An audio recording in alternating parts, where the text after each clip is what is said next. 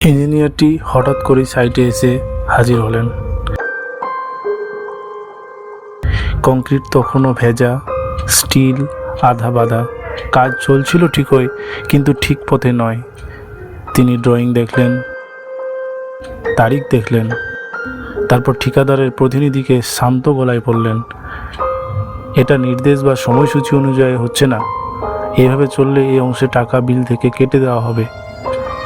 চারপাশে নেমে এলো নীরবতা। কয়েক ঘন্টা পরে অন্ধকার অফিস করিডোরে ঠিকাদার হাজির হলো, রাগী, আত্মবিশ্বাসী, বিপজ্জনক ভঙ্গিতে। নিজের জায়গা চিনে কথা বলো, সে ব্যঙ্গ করে বলল, তুমি তো শুধু একজন সাব অ্যাসিস্ট্যান্ট ইঞ্জিনিয়ার, আমার ক্ষমতা তোমার চেয়ে অনেক বেশি। ইঞ্জিনিয়ার শান্তভাবে চোখ তুললেন। এই কাজ শিডিউল রেটে হবে না, ঠিকাদার যোগ করলো। বাজার দর বেড়েছে, বেশি চাপ দিও না। এই কথা বলে সে চলে গেল।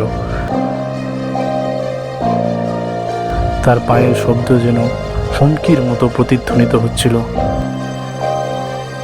ইঞ্জিনিয়ার বসে রইলেন, স্থির, অবিচল, কারণ নিয়ম চেঁচায় না, নিয়ম দাঁড়িয়ে থাকে।